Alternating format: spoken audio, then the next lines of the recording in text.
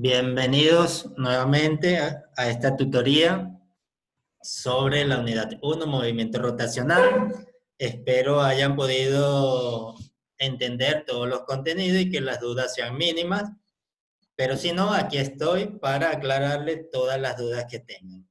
Entonces, les doy la palabra a ustedes para que intervengan, haciéndome saber qué dudas han tenido, sea tanto en la parte conceptual como en la parte de los ejercicios. Los ejercicios, les voy a subir los PDF con los ejercicios resueltos para que tengan la solución allí en PDF y la puedan ver en papel para quien se le haga más fácil leer que ver un video. Entonces puedan ver y analizar la resolución. Pero igual allí está el video. Eso lo haré esta tarde. Esta tarde trataré de subirle los PDF de todos los ejercicios que se han resuelto. A ver, ¿alguno tiene alguna pregunta, alguna inquietud, alguna duda que le pueda aclarar?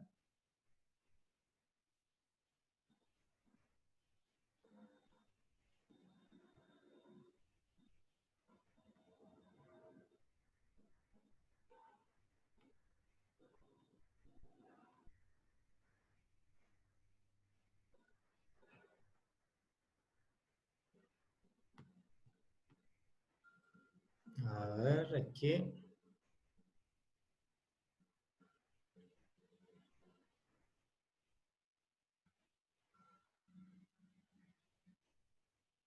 Chévere, Luis. ¿Hay algo en la teoría que no entiendas? ¿Alguna explicación de un fenómeno físico, de una magnitud física?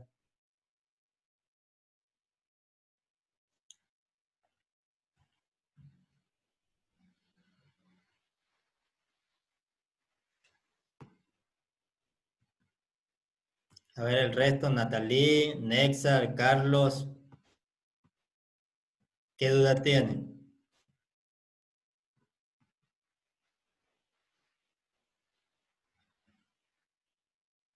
Chévere, Luis.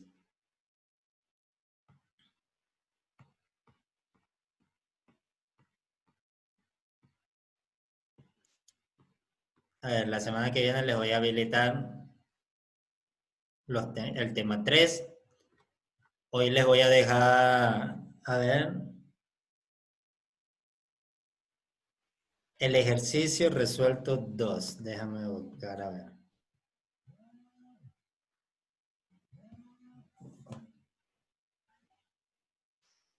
Aló, dime, Kevin. Sí, ya estamos en la tutoría.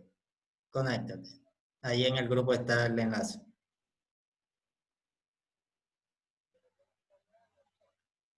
¿Cómo? La unidad 1 todavía. No hemos terminado la unidad 1. Sí, para las dudas. Exacto. Conéctate que en el grupo está el enlace. Conéctate, ya. ¿Sí? Bueno, al final yo voy a dejar el video grabado. Dale, está bien. Listo. Ya, ya, listo. Hasta luego. Listo, hasta luego. Voy a buscar los ejercicios. Discúlpeme que uno de sus compañeros me llamó. Voy a buscar dónde están los ejercicios para ver cuál es la duda de Natalie. De los ejercicios de cuál clase, de la 1 o de la 2. El primer video o el segundo video que les coloqué.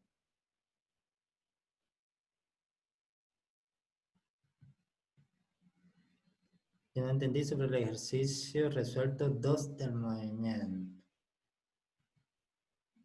Del segundo video. Ok, este. Le voy a compartir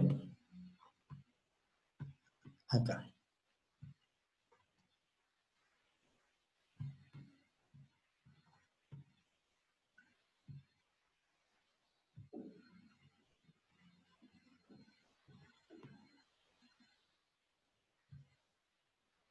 A ver, Natalie, ¿pueden ver la diapositiva?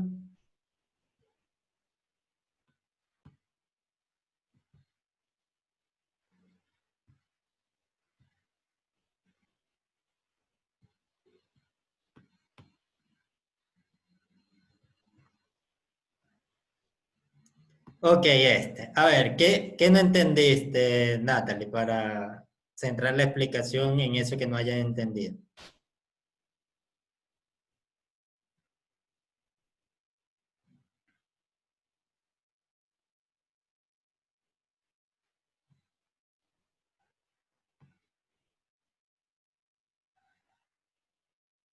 No entendiste nada, desde el principio no lo entendiste, entonces lo explico nuevamente completo.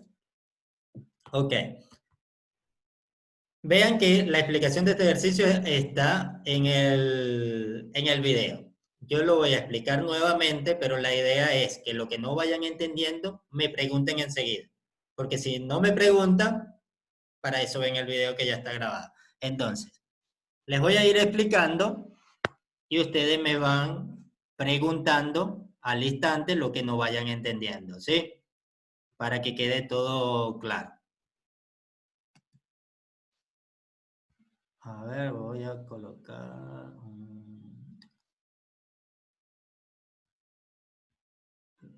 esto. Listo. El problema nos dan una rueda que está compuesta por dos ruedas, si podríamos decirlo, o por dos cilindros. Uno más pequeño que el otro, ¿sí? Tenemos este cilindro que está acá, este cilindro que está acá adentro, y está este otro cilindro grande aquí. Para el movimiento, a ver si lo hago en grande.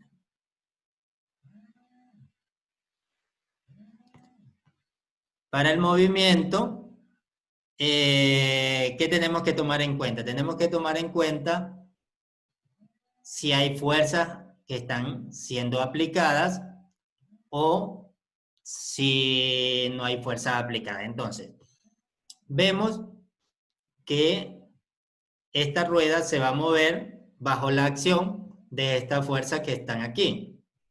¿Sí? Son diferentes fuerzas aplicadas y están siendo aplicadas en diferentes puntos. ¿Sí? Entonces, cuando tenemos varias fuerzas aplicadas, ¿no? Cada una de esas fuerzas va a generar un torque, porque recuerden que estamos hablando de movimiento rotacional. Si nosotros hacemos la analogía con el movimiento traslacional, nosotros veíamos antes que si teníamos un objeto y le aplicábamos una fuerza, el objeto se movía de manera lineal, ¿sí? De manera traslacional.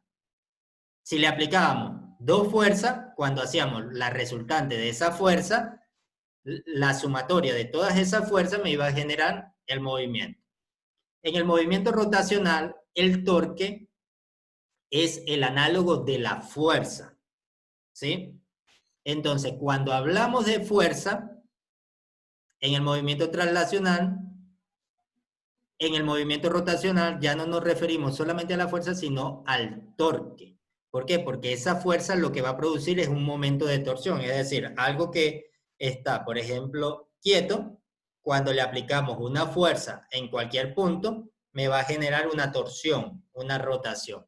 Entonces, no es simplemente sumatoria de fuerzas igual a masa por aceleración, sino que ahora lo que tenemos es una sumatoria de torques. Y eso va a ser igual a una inercia por la aceleración. Pero en este caso la inercia no viene representada por la masa, como en el movimiento traslacional, sino que viene representada por el momento de inercia.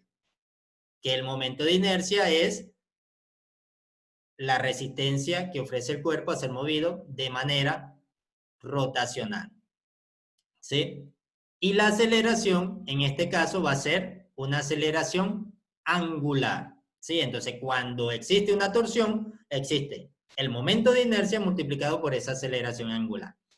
Pero ¿quién produce ese momento de torsión? Lo producen las fuerzas. En este caso, esta fuerza que tenemos aquí, esta fuerza que tenemos acá, y esta fuerza que tenemos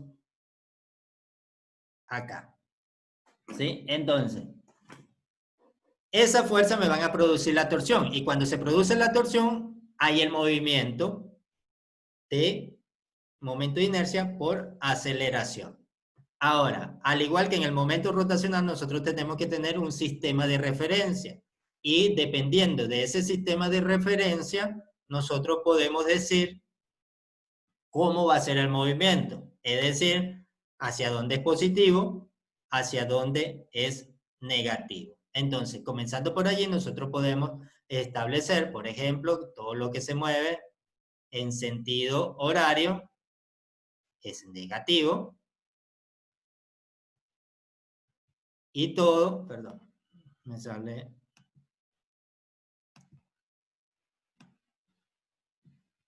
Todo lo que se mueve en sentido horario es negativo y lo que se mueve en sentido contrahorario, voy a hacer solamente eso, ¿sí? Y lo que se mueve en este otro sentido es positivo. Ya tenemos nuestro sistema de referencia. Ahora, el torque es igual al momento de inercia por la aceleración, pero también el torque lo produce una fuerza. ¿Y cómo lo produce? Dependiendo de dónde esté aplicado. Entonces, el torque total va a ser igual a la sumatoria de todos los torques. ¿Sí? Entonces, como aquí tengo 3 fuerzas, cada una de esas fuerzas me va a generar un torque. Entonces vamos a tener torque 1 más el torque 2 más el torque 3. ¿Quién es el torque 1? El torque producido por la fuerza 1. Si decimos, por ejemplo, que esta es la fuerza 1, no recuerdo cómo la nombré, pero bueno, eso es lo de menos. Esta es la fuerza 1, esta es la fuerza 2, y esta es la fuerza 3. Uy, ahí salió. Entonces, ¿a qué es igual el torque? El torque es fuerza, ¿sí? La fuerza aplicada por el brazo de distancia de aplicación. ¿Qué es el brazo de distancia de aplicación? Es el punto, ¿sí? O la distancia que hay desde el punto de giro del sistema hasta el punto donde está siendo aplicada la fuerza. En este caso, a través de donde está rotando el sistema, está rotando a través de este punto de acá, ¿sí?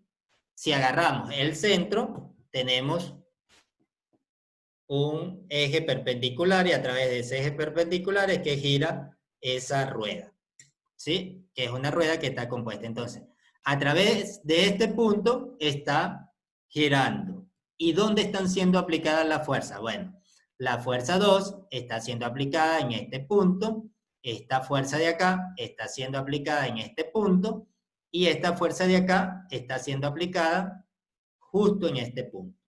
Entonces, para la fuerza 1, ¿cuál es el brazo de aplicación de la fuerza?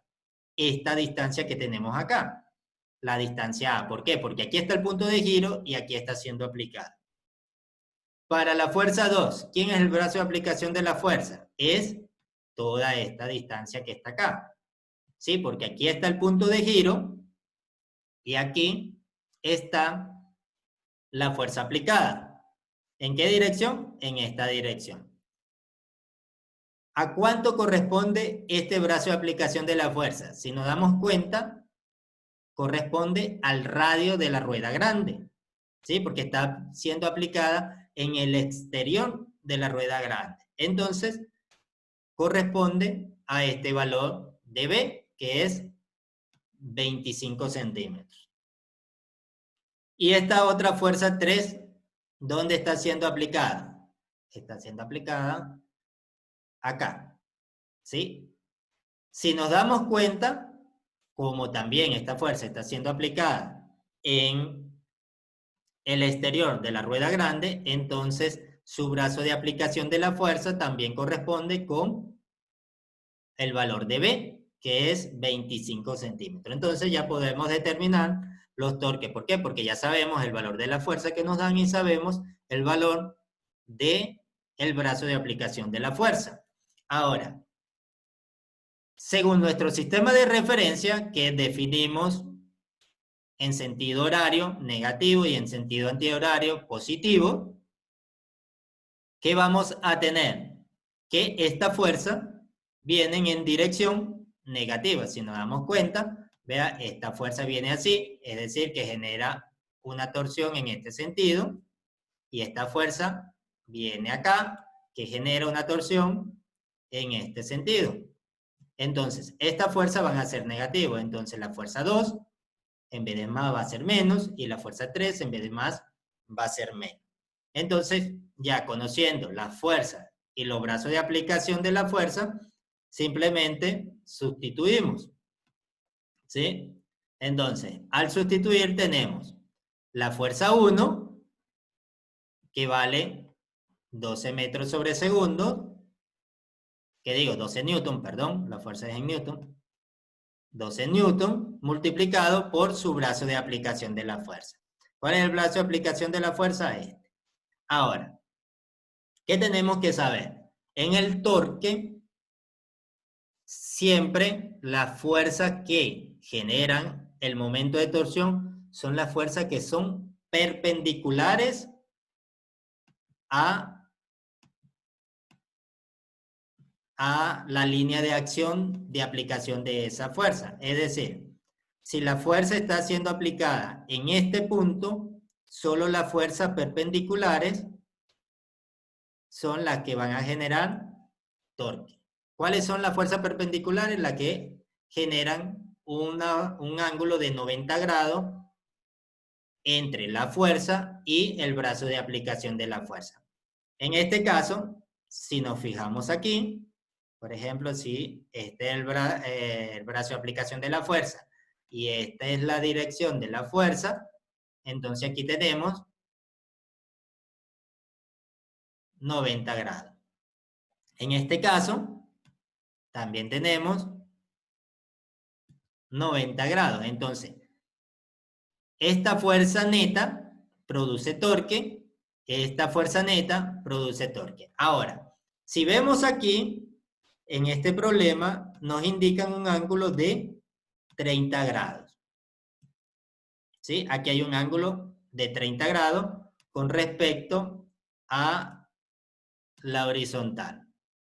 Entonces, como les decía en un ejercicio pasado, nosotros tenemos que saber distinguir entre un dato que se ha dado de manera innecesaria o un dato que realmente sea necesario. Cuando vemos este ángulo que está acá, nos dicen simplemente que la fuerza está siendo aplicada en una dirección 30 grados por debajo de la horizontal. Pero eso no nos interesa, porque nos interesa es cómo está siendo aplicada con respecto a el punto de giro. El punto de giro está acá, el brazo de aplicación de la fuerza es todo esto que está acá, y entonces si vemos cómo es el ángulo entre la fuerza y el brazo de aplicación de la fuerza, eso debería ser recto, todavía no puedo hacerlo, este ángulo es 90 grados. Entonces, esto que está acá no nos sirve para nada. ¿Sí? Es un dato innecesario. Entonces, todas las fuerzas aquí están aplicadas de manera perpendicular. Si no estuviesen aplicadas de manera perpendicular, tendríamos que descomponerlo, como lo hicimos en el ejercicio anterior. Descomponer, sacar su componente paralela, su componente perpendicular, y simplemente la componente paralela la desechamos. ¿Por qué? Porque la fuerza paralela no ejerce torque, no ejerce momento de torsión, y solamente resolvemos para la componente que sea perpendicular. Entonces, ya sabiendo esto, ¿sí? Simplemente sustituimos negativo, porque así lo determinamos en nuestro sistema de referencia. Este también es negativo, porque viene en el sentido negativo.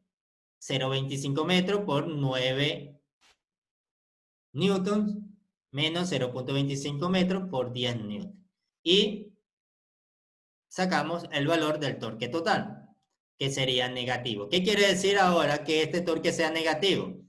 Que estas tres fuerzas, a pesar de que hay una que la fuerza mayor, a pesar de que la fuerza mayor está en sentido contrario, en sentido positivo, estas dos fuerzas son las que hacen que el movimiento de la rueda sea en este sentido, en el sentido negativo. Este signo simplemente nos indica que la rueda finalmente se movió en sentido horario. Entonces tenemos el valor de la torsión, que es 3.75 newton por metros, y tenemos el signo que indica la dirección, es decir, 3.75 newton metros de magnitud en la dirección de la manecilla del reloj. ¿Sí? A ver, Natalie.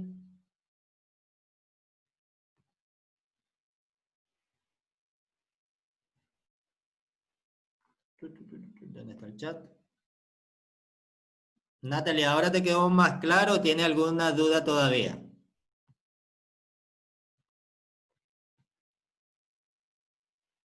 Chévere, chévere, chévere. Si tienen dudas, tienen que preguntar. Este momento es el más propicio porque estamos aquí en vivo y yo les puedo aclarar lo que no se entienda. ¿Alguien más tenía dudas acerca de este ejercicio? ¿Ya le quedó claro? ¿O todavía tiene alguna duda sobre este ejercicio?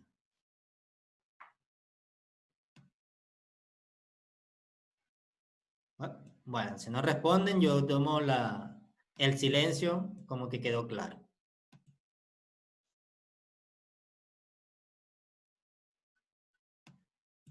Cuando se multiplica, a ver, cuando se multiplica, vamos a agarrar esto. Cuando se multiplica el 1 por el 2. Aquí. Ok, ¿de dónde sale? Ya. Aquí, el 12 es la fuerza aplicada. ¿Cuál es la fuerza? Esta fuerza que tenemos acá. ¿Sí? Si ves, es 12 newton. Aquí nos dice fuerza 1, lo que pasa es que la escribí al revés, pero el orden de los factores no altera el producto. Tenemos la fuerza 1, 12, es esta fuerza de acá. ¿Sí? Y el 0.1 es este 10 que está acá, que nos dicen que el radio A vale 10 centímetros. Entonces esta fuerza está siendo aplicada en este radio, que vale 10 centímetros. Pero como tenemos que trabajar en un mismo sistema de unidades, entonces tenemos que pasar todo a metros. 10 centímetros llevado a metros es 0.1 metros. ¿Sí? Entonces este 0.1 es lo mismo que 10 centímetros. Entonces multiplicamos fuerza por el brazo de aplicación. Esta fuerza por este brazo de aplicación. ¿Sí? ¿Cuál es la fuerza? 12 newton. ¿Cuál es el brazo de aplicación de la fuerza? 0.1 metros, lo que es lo mismo, 10 centímetros. F1, exactamente. F1 se determina que es positiva por el sentido que le dimos. ¿Sí? Dijimos que todo lo que vaya en sentido horario es positivo y todo lo que vaya en sentido antihorario es negativo. Es simplemente una convención. Normalmente este es el sentido que se toma. Horario, negativo, antihorario, en contra de la manecilla del reloj, positivo. Básicamente esa es la convención internacional y así es que normalmente lo conseguimos. Pero ustedes son libres de decidir cuál es el sistema de referencia que quieren tomar. Por ejemplo, nosotros pudimos haber dicho, por ejemplo, que aquí era positivo, este sentido era positivo, y que este otro positivo acá, sentido acá, era negativo.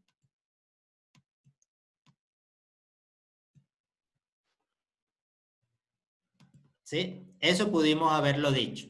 ¿Qué hubiese pasado si decidimos que este iba a ser el sentido de rotación? Entonces iba a pasar de que esta fuerza era la negativa y estas dos fuerzas más era la positiva. ¿Sí? Entonces, si hacíamos eso, ¿qué resultado nos iba a quedar? Menos 0.1 por 12 más 0.25 por 9 más 0.25 por 10. ¿Y qué nos iba a resultar allí? Nos iba a resultar la misma magnitud, si quieren ustedes pueden comprobar, solo que ahora esto iba a ser positivo. Y a la final es el mismo resultado. ¿Por qué? Porque nos dice, si nosotros dijimos que positivo era el sentido horario, nos iba a quedar un momento de torsión de magnitud 3.55 newton por metro en el sentido horario. Vean, el resultado a la final es el mismo, se tome como se tome el sistema de referencia. Lo único es que si nosotros tomamos el sistema de referencia de una forma, tenemos que ser consecuente con ese sistema de referencia. ¿Qué quiere decir esto? Que si nosotros dijimos que el sentido horario es positivo, entonces toda la fuerza que vayan en sentido horario tenemos que colocarla como positiva. Y toda la fuerza que vayan en sentido contrahorario tenemos que colocarla negativa. Si decimos que el sentido horario es negativo, entonces toda la fuerza en sentido horario van a ser negativa y toda la fuerza en sentido contrahorario va a ser positiva. Entonces, el signo de la fuerza la va a dar el sentido que nosotros le demos. ¿Sí? Como dice aquí en Excel, que es porque va en sentido antihorario, porque nosotros habíamos definido el sentido antihorario como el positivo. ¿Sí? Pero sepan que ustedes pueden colocar el sistema de referencia como a ustedes se les haga más sencillo, solo que tienen que ser consecuentes con ese sistema de referencia. ¿Más preguntas?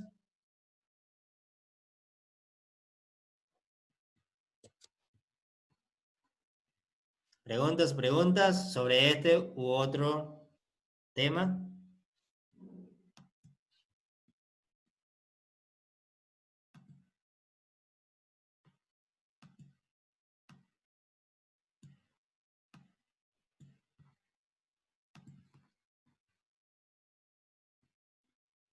Listo, chévere, Luis. ¿Alguien más?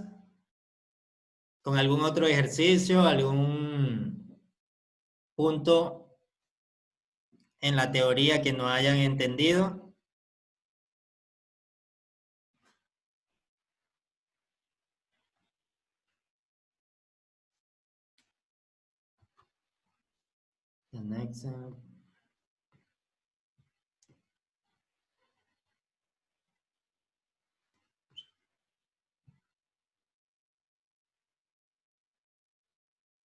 A ver, preguntas.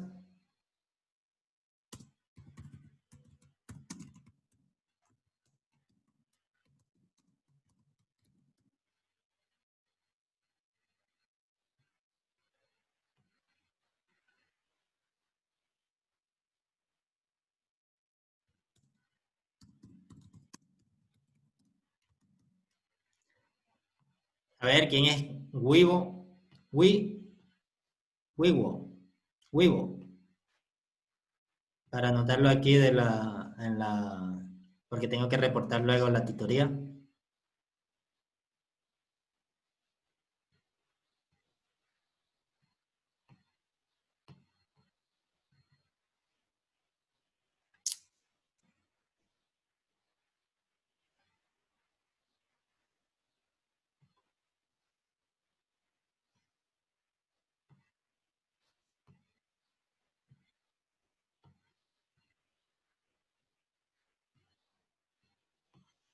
A ver, chicos, ¿se fueron o todavía están presentes?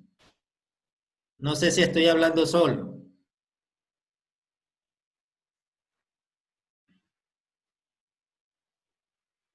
Ajá, ¿qué dudas tienen? ¿Tienen alguna otra duda con algún otro ejercicio? Sí, yo también creo eso, Nexa, que al parecer no hay más duda porque nadie pregunta. Bueno, esta tutoría dura hasta que ya no haya más dudas. Si no hay más dudas, a ver, Ingeniero, si tú, Johan, puede, tú recién entraste, pero bueno, ¿qué no entiendes del ejercicio para ver si te explico? Si no, esto va a quedar grabado igualmente. ¿Qué parte del ejercicio no entiendes? Para explicarte. Ok, los signos los tomamos de acuerdo al sistema de referencia. ¿Sí? Siempre que tenemos un problema en física, siempre nosotros debemos tener un sistema de referencia. Nosotros sabemos que nuestro torque total va a ser igual a la sumatoria de todos los torques. Si nosotros tenemos una sola fuerza, el torque es igual a la fuerza por el brazo de aplicación de la fuerza. Si tenemos dos fuerzas, va a ser los dos torques que generan esa fuerza. Y así, si tenemos infinita fuerza, simplemente sumamos todos los torques. En este caso tenemos tres fuerzas, entonces se nos producen tres torques. ¿Y el torque a qué es igual? A la fuerza por el brazo de aplicación de la fuerza. Ahora, como esto es un movimiento rotacional, nosotros tenemos que dar un sentido de rotación. Por ejemplo, cuando nosotros resolvíamos problemas de traslación, nosotros decíamos, hacia la derecha es positivo, ¿cierto? Y hacia la izquierda es negativo. Entonces, todo lo que vaya a la izquierda es negativo. Todo lo que vaya a la derecha es positivo. ¿Sí? Entonces acá, esto no se está trasladando ni a la izquierda ni a la derecha. Se está rotando. Y cuando rota, no decimos que rota hacia la derecha o hacia la izquierda, aunque pudiésemos, entre comillas, decirlo, sino que decimos que rota en sentido horario o en sentido contrahorario. Entonces, de acuerdo al sentido de rotación, nosotros podemos hacer esto mismo, ¿sí? Darle un sentido y un signo a ese sentido. Normalmente, por convención internacional, lo que vaya en sentido horario es negativo y lo que vaya en sentido contrahorario es positivo. Entonces, nosotros determinamos al inicio del ejercicio que estos iban a ser las direcciones. Entonces, toda la fuerza que van en sentido contrahorario, por ejemplo, nosotros decimos que esta es la fuerza 1, esta va a ser la 2 y esta va a ser la fuerza 3. ¿Sí? Por ejemplo. Disculpen los números tan feos. Entonces, la fuerza 1 va en el sentido contrahorario, entonces positiva, por eso queda positivo. La fuerza 2 va en sentido horario, queda negativo. Y la fuerza 3 va en sentido horario, también queda negativo. Entonces, los signos se toman de acuerdo al sentido que nosotros le demos. Si nosotros hubiésemos dicho, por el contrario, que pudiésemos haberlo hecho, ustedes pueden hacerlo a la hora de resolver un ejercicio, ustedes pueden decir que este es el sentido positivo y este es el sentido negativo. Si decimos eso, ¿qué iba a pasar? La fuerza 1, esta iba a quedar negativa, esta iba a quedar positiva y la tercera iba a quedar positiva. Y eso era todo lo que iba a cambiar si decíamos, perdón, si decíamos que el sistema de referencia fuese diferente. Pero básicamente los signos lo da la dirección que nosotros le demos al problema. Si decimos horario es negativo, todas las fuerzas que vayan a horario son negativos. Si decimos que horario es positivo, todas las fuerzas que vayan en sentido horario van a ser positivas. ¿Sí? ¿Claro, Freddy?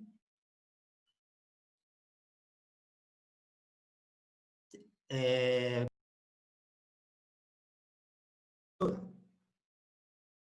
¿Tienes alguna duda, Luis?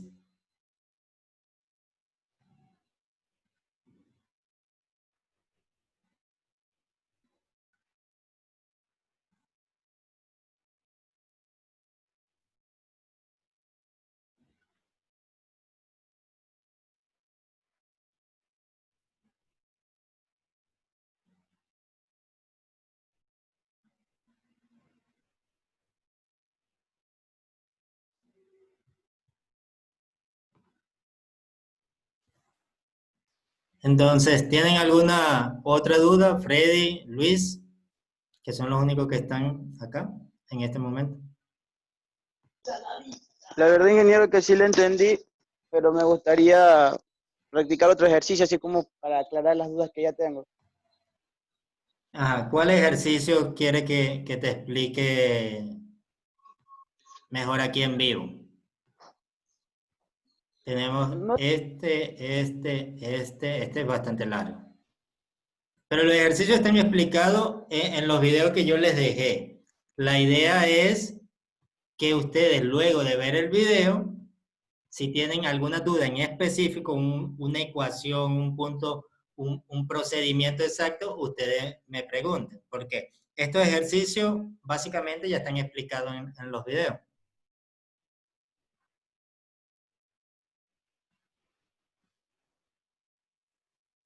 A ver, qué ejercicio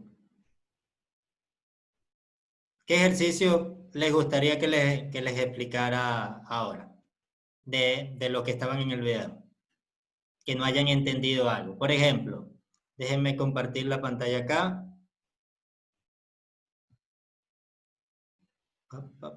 Este ejercicio. ¿Entendieron este ejercicio? El del pescador.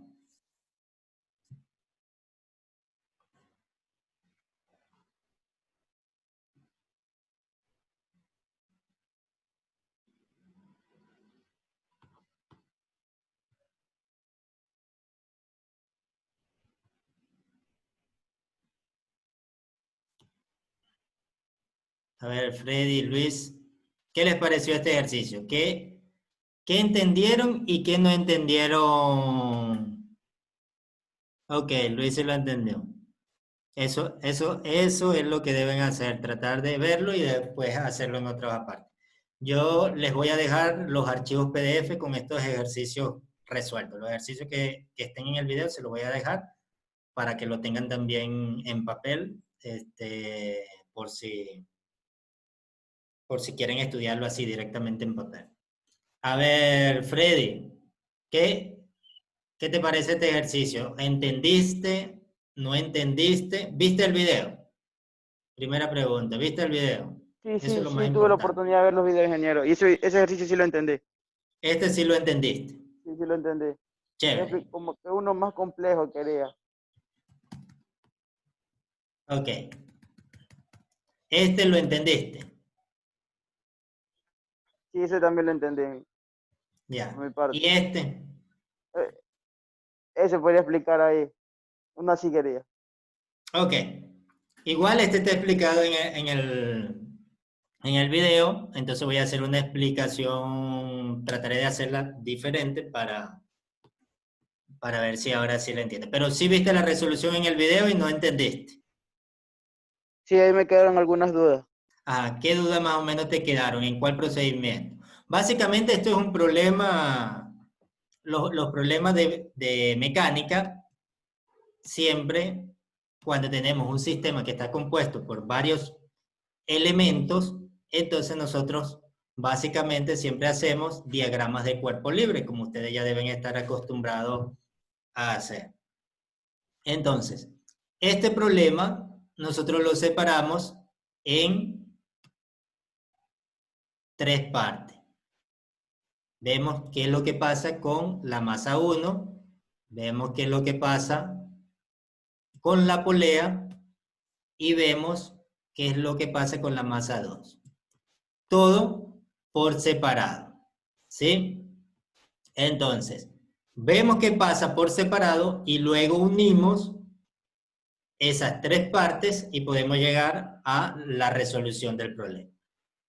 El problema nos dice, un bloque de masa M1 de 2 kilogramos y un bloque de masa M2 de 6 kilogramos están conectados mediante una cuerda sin masa sobre una polea en forma de un disco sólido de radio R igual a 0.250. Vean que ya no nos dicen que la polea no tiene masa. Antes, cuando resolvíamos problemas en física 1, muchas veces se decía una polea sin masa y sin fricción, ¿sí? Y entonces despreciábamos la masa y no nos importaba el efecto que producía el movimiento de la polea sobre el sistema. Pero en este caso, ahora sí lo tomamos en cuenta.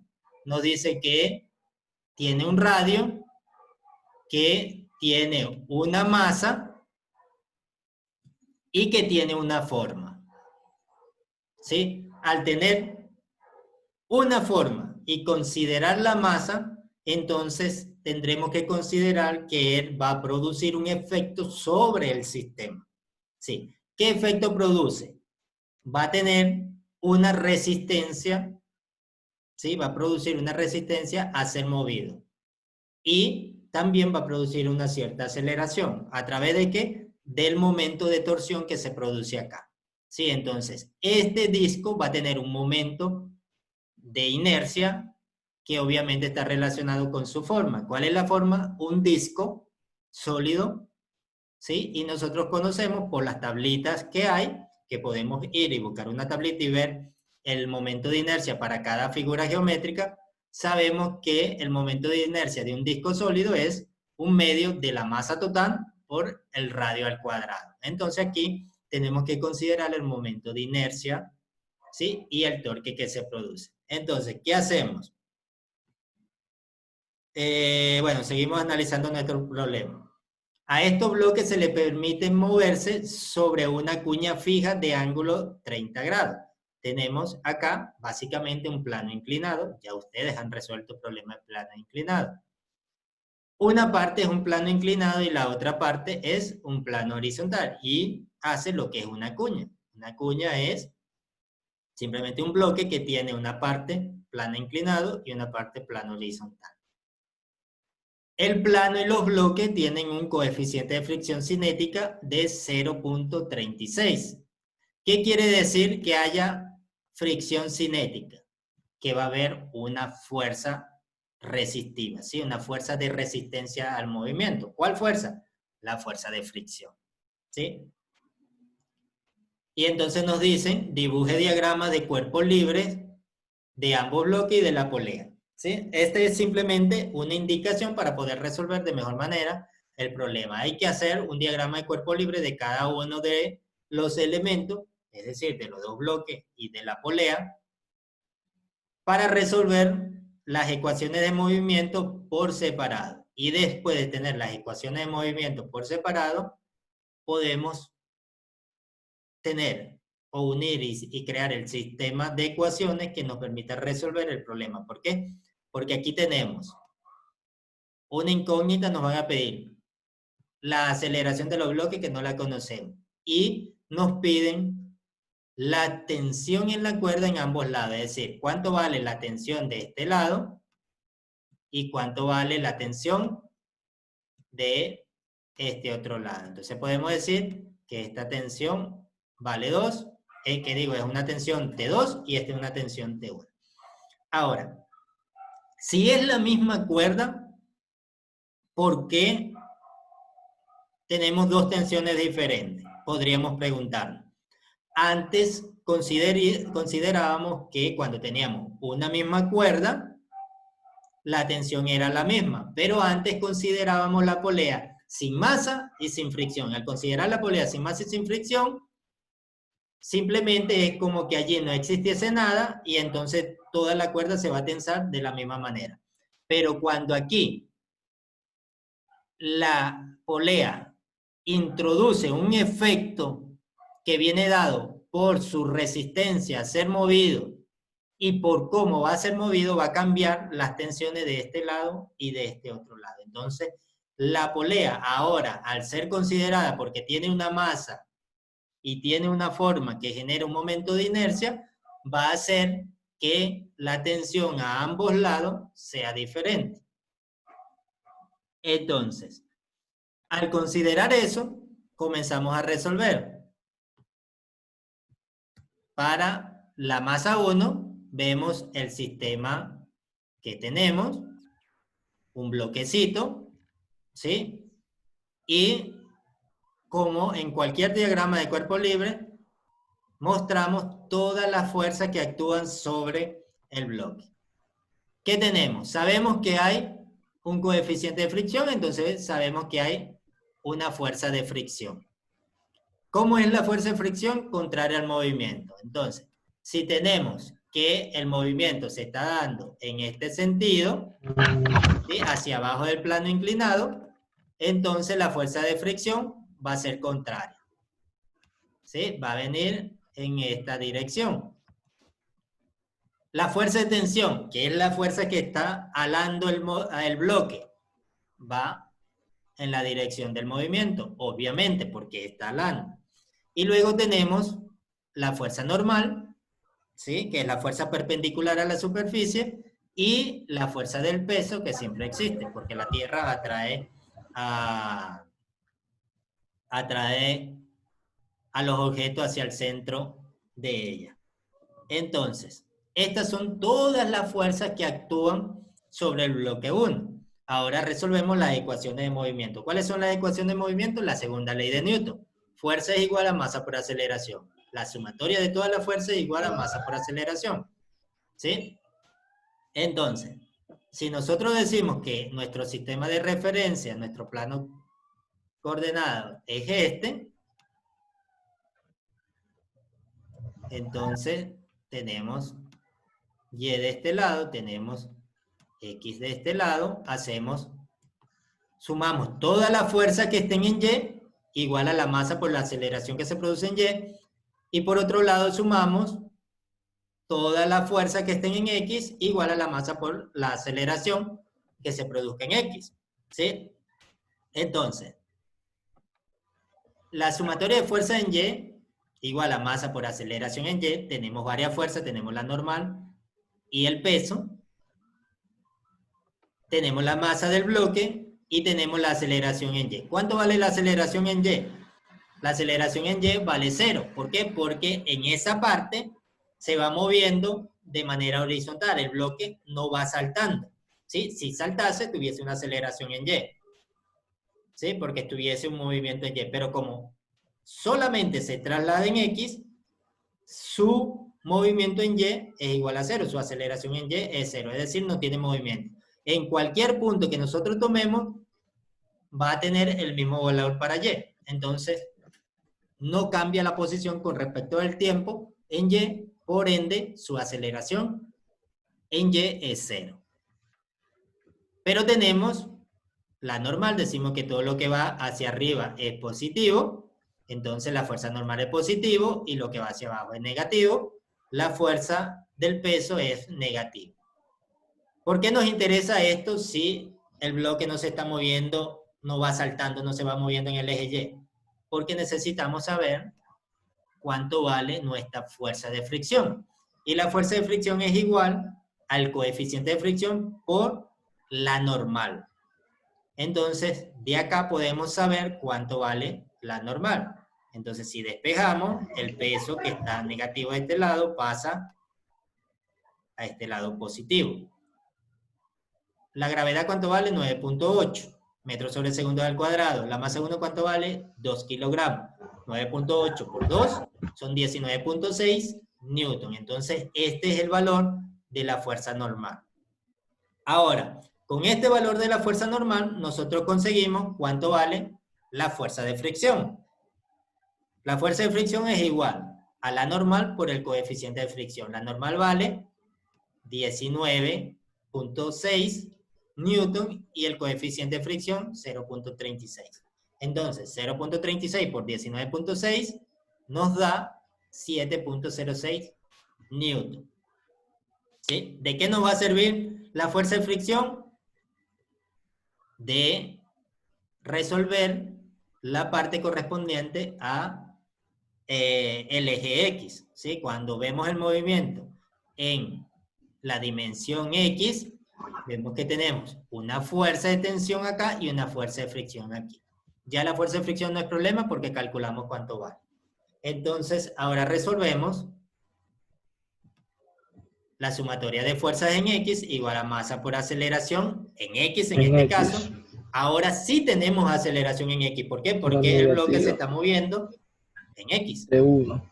Entonces, vamos a tener, ¿cuáles son todas las fuerzas? Tenemos la fuerza de fricción, que es negativa, que ya conocemos, 7.6, más la 0,6. fuerza de tensión, que es positiva, igual a la masa que vale 2 kilogramos por la aceleración, que aún no conocemos. Entonces la dejamos simplemente como aceleración. Y a esto lo llamamos Ya ecuación 1. compita, igual gracias, pila.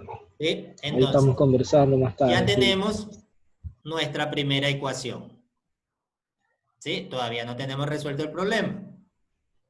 Tenemos una incógnita que es la tensión 1 y otra incógnita que es la aceleración. Si tenemos dos incógnitas y una ecuación, no podemos resolver. Necesitamos agregar otra ecuación más. ¿Qué hacemos ahora? Nos pasamos para obtener una nueva ecuación. Entonces analizamos el otro componente del problema. En este caso, analizamos ahora la polea. Vamos en este sentido. Ahora vamos a analizar la polea. ¿Qué pasa en la polea?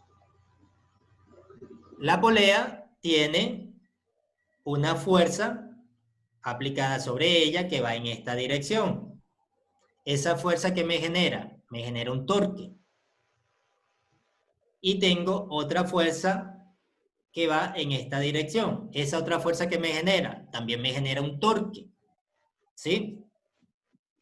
¿Y esos torques qué hacen? Hacen que se produzca un movimiento rotacional. La polea va a rotar. Cuando la polea rota, ¿qué pasa? Hay un cambio de su posición angular con respecto del tiempo. ¿Sí? Pero inicialmente estaba en reposo y ahora va a tener una velocidad, es decir, que cambió su velocidad también. Entonces hay una aceleración angular. Entonces, cuando se produce el movimiento, hay una aceleración angular. ¿Sí?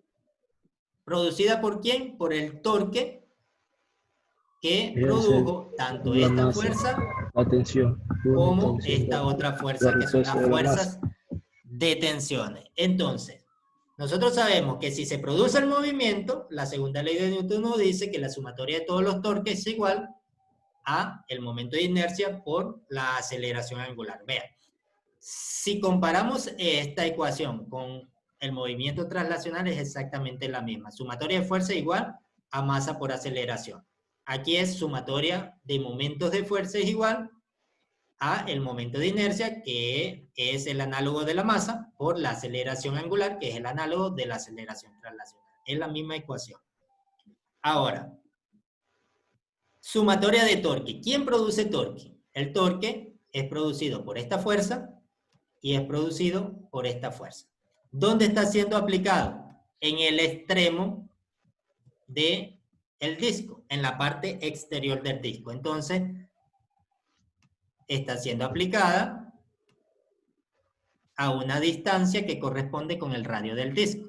Entonces decimos la sumatoria de los torques. ¿Quién produce torque? Esta fuerza, que es la fuerza de tensión, que va contraria al movimiento. Decimos que el movimiento va en la dirección del plano inclinado y hacia allá decimos que es positivo. Entonces, la fuerza de tensión se opone al movimiento, es negativa. Entonces, esa fuerza de tensión produce un torque que está siendo aplicado a una distancia correspondiente al radio del disco, más el otro torque que es producido por la fuerza de tensión 2, que está siendo aplicado a una distancia correspondiente al radio del disco. Y eso es igual al momento de inercia por la aceleración angular. ¿Sí? Entonces, ¿el momento de inercia quién es? Es el momento de inercia de un disco. Y sabemos que el momento de inercia de un disco viene dado por esta expresión que está acá. Un medio de la masa por el radio al cuadrado. Ya, sustituimos. Tenemos el valor de la masa, que es 10 kilogramos, y tenemos el valor del radio, que es 0.25 metros. No tenemos ningún problema para saber el momento de inercia. Ahora, esta aceleración angular, si nosotros dejamos la aceleración angular acá, vamos a introducir una nueva incógnita al problema, que es la aceleración angular. Y lo que queremos es más bien reducir el número de incógnitas. ¿Sí? Entonces, ¿qué hacemos? Como en el problema, no nos interesa saber para nada cuál es la aceleración angular del disco, porque no nos lo piden, solamente nos piden la aceleración de los bloques.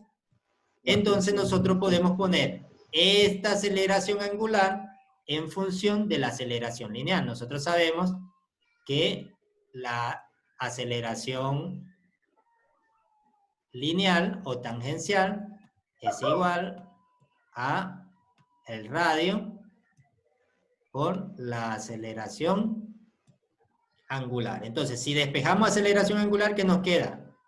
Aceleración lineal sobre el radio. ¿Cuánto vale el radio? 0.25. Entonces no tenemos ningún problema.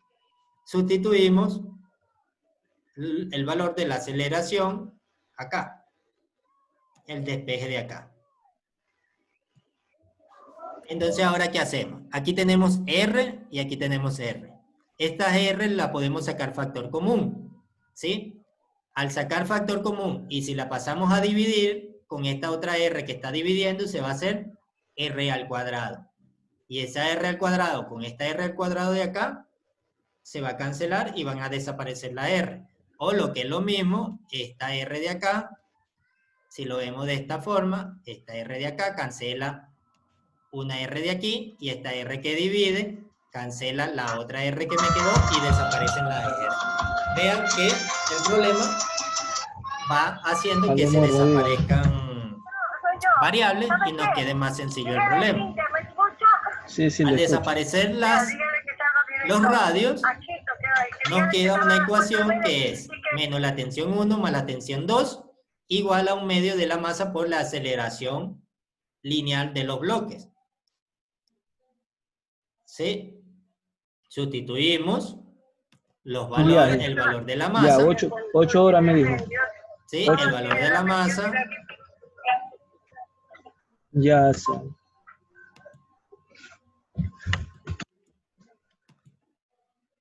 Sustituimos el valor de la masa, acá, que es 10 kilogramos, y obtenemos esta ecuación. ¿Sí? Ahora tenemos 1, 2, 3 incógnitas. Y tenemos esta como la ecuación 2, más la ecuación que teníamos anteriormente. Ahora tenemos 2 ecuaciones, pero ahora tenemos 3 incógnitas. Entonces todavía no podemos resolver. Necesitamos otra ecuación más. Sí, pero si ya vemos, vamos teniendo un sistema de ecuaciones. Ahora, ¿qué hacemos? Resolvemos para el tercer elemento, que es el bloque 2. Para la masa 2, ¿qué vamos a tener? A ver, tenemos el bloque que en este momento está inclinado. Ya no es como el bloque 1 que estaba colocado de manera horizontal, sino que ahora está inclinado y lleva un movimiento en esta dirección. Entonces, lo más fácil es poner el sistema de referencia de manera que se nos simplifique el problema o se nos simplifiquen las variables. ¿Qué hacemos? Ahora dibujamos nuestro sistema de referencia de esta manera y hacemos coincidir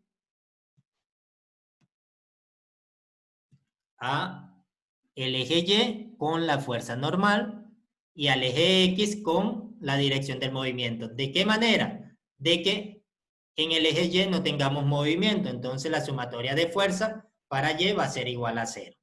Ahora, ¿qué pasa? Cuando hacemos la sumatoria de fuerza en Y, tenemos la normal, que es la fuerza perpendicular a el contacto con la superficie, y tenemos la fuerza del peso. Pero ahora el peso, si nos damos cuenta, va en esta dirección y no va en esta dirección. Entonces, el peso no actúa de manera completamente perpendicular a este eje. Entonces, tenemos que descomponer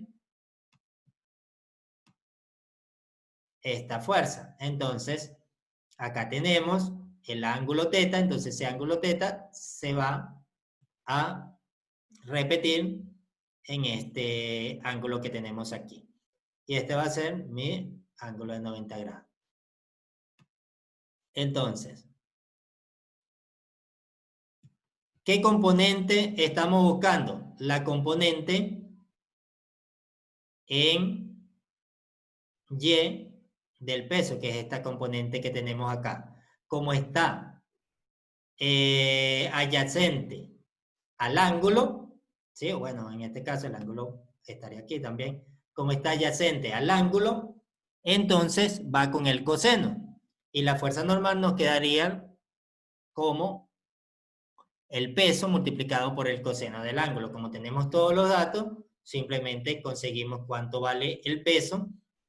Y con el peso conseguimos el valor de la fuerza normal, que es 18.3 metros. Vean que el valor de la fuerza normal es diferente, aunque el valor del coeficiente de fricción sea el mismo. ¿Por qué va a ser diferente? Porque son dos bloques diferentes. Uno pesa 2 kilogramos, el otro pesa 6 kilogramos, uno está en un plano inclinado y el otro está en un plano horizontal. Entonces, completamente lógico que la fuerza normal sea diferente, la fuerza de fricción, perdón, sea diferente. Ahora hacemos nuestra sumatoria de fuerzas en X. ¿Sí? Nuestra sumatoria de fuerzas en X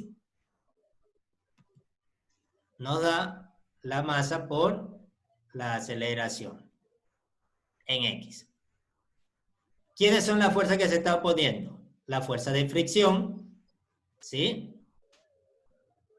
¿Quién más se está oponiendo? La tensión que está sosteniendo el bloque, porque si cortamos esa tensión, esa cuerda, el bloque se va libremente. Entonces, el bloque, la tensión de la cuerda, genera una fuerza de resistencia a que el bloque caiga. Y por otro lado tenemos la componente, ¿sí? La componente, a ver, ¿dónde está el lapicito?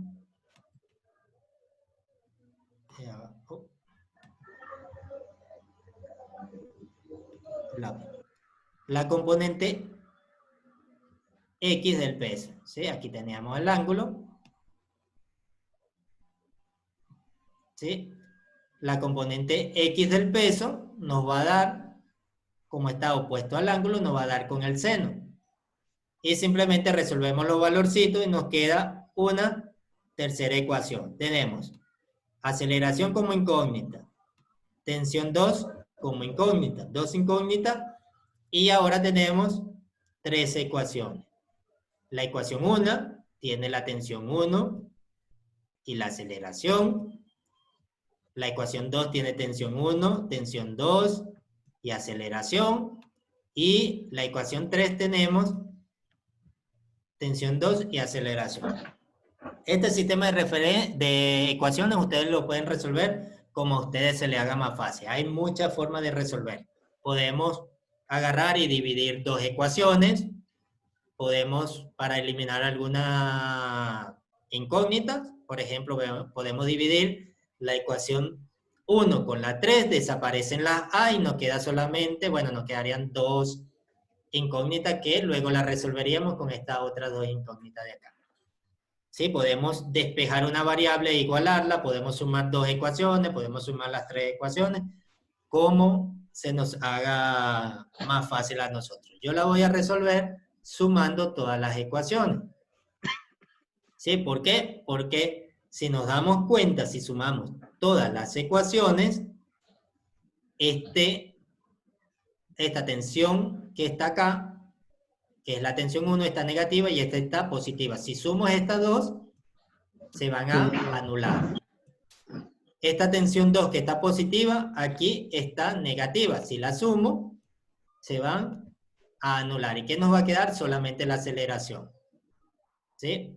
Entonces, cuando nos queda solamente la aceleración, sumamos 2 más 5, 7 más 6, 13 veces la aceleración.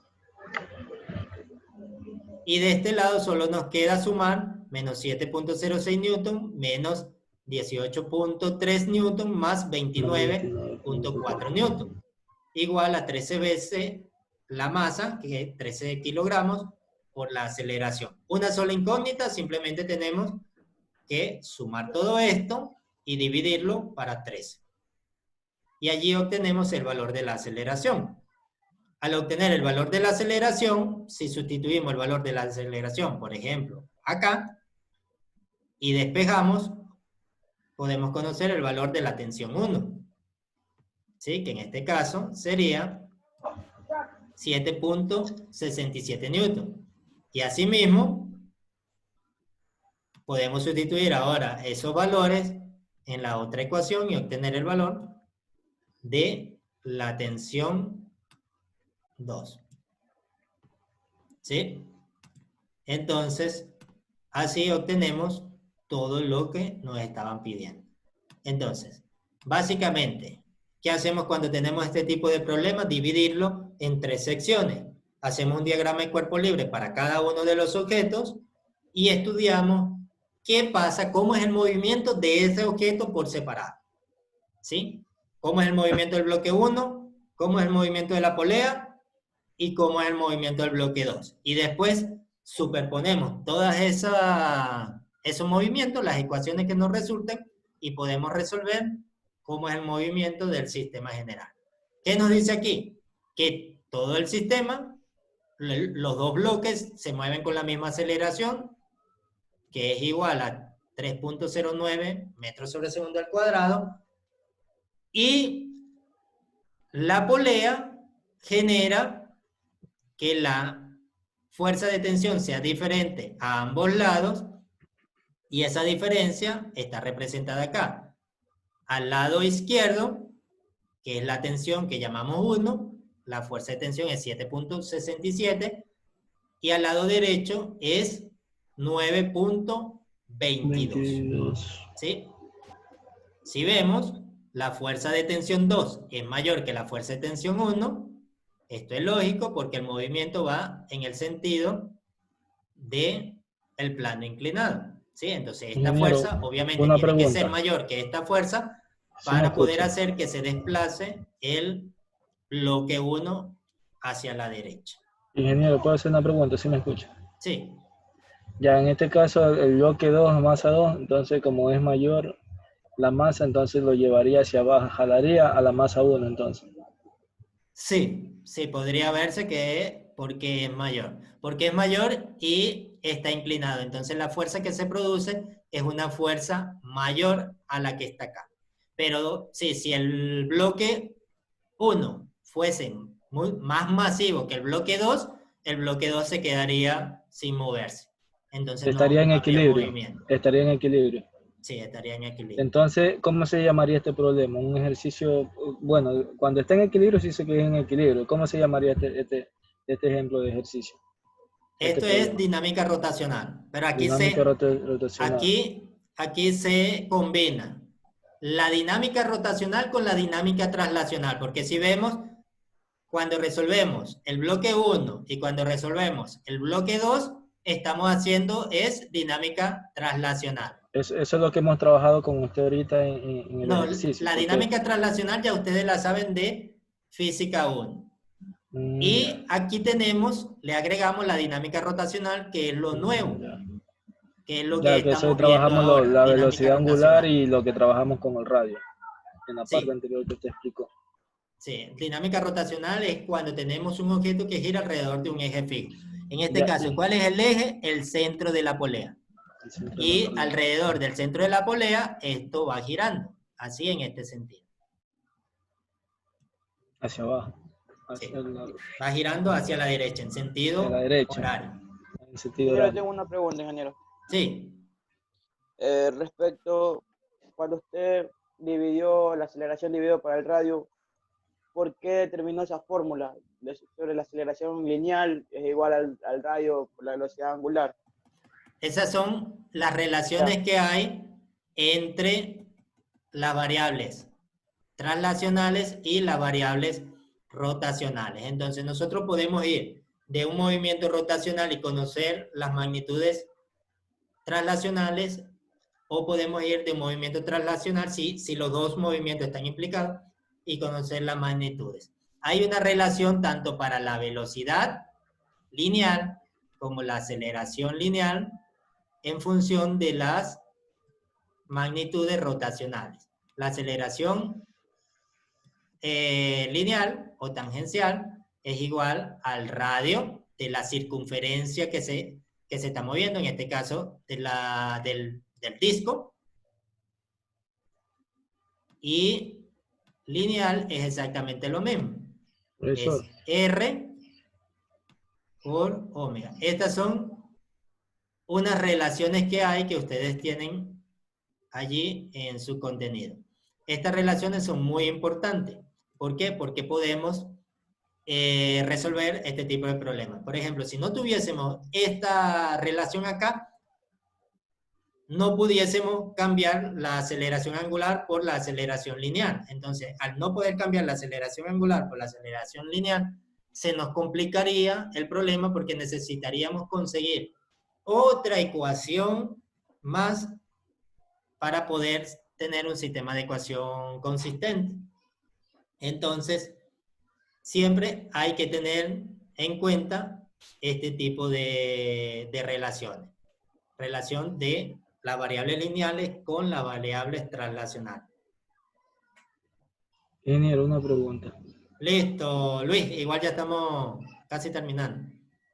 Ingeniero, una Ajá, pregunta. dime. Ya, la fórmula, a ver, la fórmula sí, del momento de torque es igual al momento de inercia por el ángulo, ¿no? No, Por por la la velocidad angular. aceleración angular.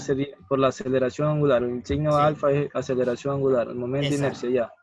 Y el momento de inercia, entonces, ¿qué sería? La tensión 1 por el radio más la tensión 2 por el radio. No, no. El momento No, de inercia es, en este un caso, medio, como tenemos un disco, es un medio de medio la de masa por el radio al cuadrado. ya. ¿Sí? Y por Cada y figura geométrica tiene un momento de inercia diferente. Por ejemplo, si tuviésemos una esfera, el momento de inercia es diferente. Si tenemos una varilla, el momento de inercia es diferente. Si tenemos un disco un hueco, por ejemplo, un cilindro hueco, el momento de inercia es diferente. ya, Si pero cuando estamos, tenemos una placa rectangular, el momento de inercia es diferente. Entonces, ya, el momento pero de inercia va a depender de la forma geométrica del que cuerpo. tenga el objeto. ¿Por qué? Porque dependiendo de la forma geométrica, la masa va a estar distribuida de una cierta forma. Ya, pero cuando trabajemos, ingeniero, disculpe que me interrumpa, cuando trabajemos con poleas, va a ser la fórmula del momento de inercia, un medio de masa por radio al cuadrado por la aceleración sobre el radio. Sí, si la polea es un disco sólido, sí. Si la polea, por ejemplo, si tenemos en algún caso que la polea sea una polea diseñada como un cilindro hueco, entonces usaríamos el momento de inercia del cilindro hueco. Sí, que eso están en una tablita. Entonces, es básicamente ver la forma geométrica que tenemos y buscamos la formulita en las tablitas. ¿Sí? Ustedes tienen unas tablitas que yo les dejé. Entonces, simplemente, por ejemplo, si tienes un problema donde una esfera está rodando, entonces tú ves cuál es el momento de inercia de la esfera y usas el momento de inercia de la esfera. En este caso, siempre que sea un disco sólido, el momento de inercia es un medio de masa por radio al cuadrado, siempre. ¿Sí? Sí, ingeniero. Gracias. Listo. Bueno, chicos, ya en breve se va a cortar la videollamada porque se nos acaba el tiempo. Sigan estudiando. Cualquier otra duda me pueden ir consultando. Aún no hay tarea, ingeniero, ¿hasta cuándo? Disculpe No, la tarea la voy a subir hoy. ¿Sí? ¿Y cuántos días más o menos va a dar? O ahí ya le explica en la plataforma usted, ¿no? Allí en la plataforma yo le pongo la fecha límite. Sí, pero a partir de hoy van a tener 2 semanas. Pero si luego necesitan un poquito más de tiempo, yo le puedo dar un poco más de tiempo. Esa va a ser la primera.